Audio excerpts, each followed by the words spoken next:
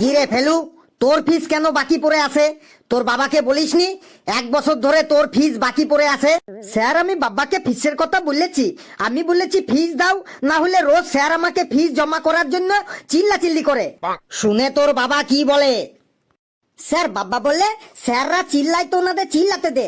প্রথমে কিছুদিন চিল্লাবে, তারপরে চুপচাপ হয়ে যাবে, তারপর সব ভুলে যাবে।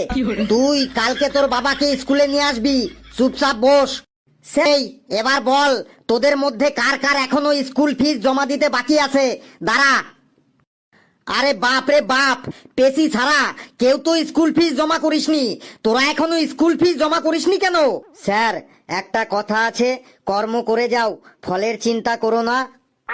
ঘেটু, তুই আমাকে বেশি আর জ্ঞানের কথা শেখাস না। কিরে কালু, তুই এখনো স্কুল ফিস জমা করিসনি কেন বল? স্যার, আমি কিভাবে স্কুল ফিস জমা করব? কিভাবে মানে? তুই পেটিএম কর, ফোন পে কর, গুগল পে কর, চেক দে, অ্যাকাউন্টে ট্রান্সফার কর। স্যার, কিভাবে দেব মানে ওটা না, আমি বলতে চাইছি আমাদের এখন কাজকর্ম ঠিকঠাক চলছে না।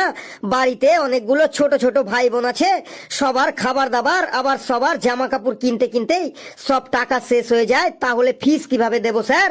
খাবার দাবার একটু কম করে খা, জামা কাপড় একটু কম করে পর, ফুল হাতা জামা বাদ দিয়ে হাফ হাতা জামা পর, ফুল প্যান্ট বাদ দিয়ে হাফ প্যান্ট পর, মাছ মাংস না খেয়ে সোয়াবিন খা। দেখ, ঠিক ফিসের টাকা উঠে আসবে। 7 দিনের মধ্যে তুই ফিস জমা করবি, মনে থাকে জানো?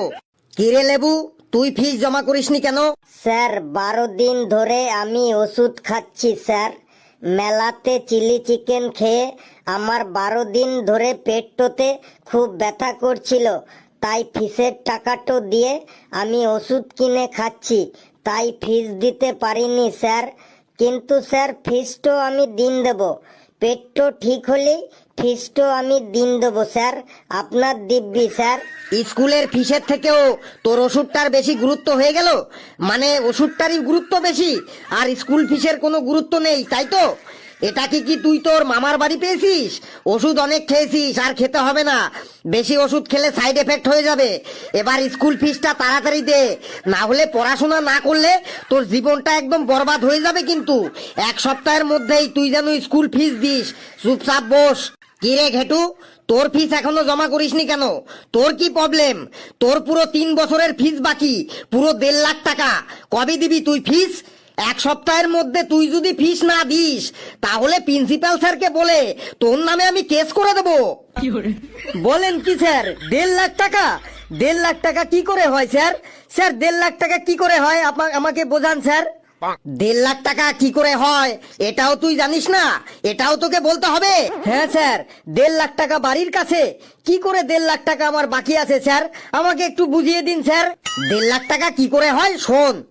স্কুলে এসে এত ফ্যাসিলিটি পাচ্ছিস, latrine, bathroom, light, fan, geyser, water filter, free wifi, cycle stand, তারপর এত এত সাবজেক্ট পড়ানো হচ্ছে, English, math, Bangla, history, geography, physics, chemistry, drawing, সঙ্গীত, ড্যান্স, তারপর বিভিন্ন খেলাধুলা, cricket, football, hockey, gymnastic, ludo, kabaddi, এইগুলো সব শেখানো হচ্ছে। তার জন্যই ফিস নেওয়া হচ্ছে, বুঝলি? এবার বাপ রে, এই জন্য এত ফিস? স্যার, এক কাজ করুন, ওখান থেকে ল্যাট্রিনটা বাদ দিয়ে দিন, কারণ আমি বাড়ি থেকেই ল্যাট্রিন করে আসি। জলের খরচটাও বাদ দিন, আমি বাড়ি থেকে জলের বোতল নিয়ে আসি। সঙ্গীত, ড্যান্স আর ফ্রি ওয়াইফাইটাও বাদ দিন, কারণ আমি স্কুলে এসে কখনো কোনো দিন মোবাইলে রিল বানাইনি। আর খেলাধুলার কথা বলছেন, আমি তো স্কুলে এসে কোনো দিন খেলিনি। আমি বাড়িতে একটা খেলাই খেলি, সেটা হলো লুকোচুরি। এই সব বাদ দিয়ে এবার বলুন আমার ফিস কত হলো?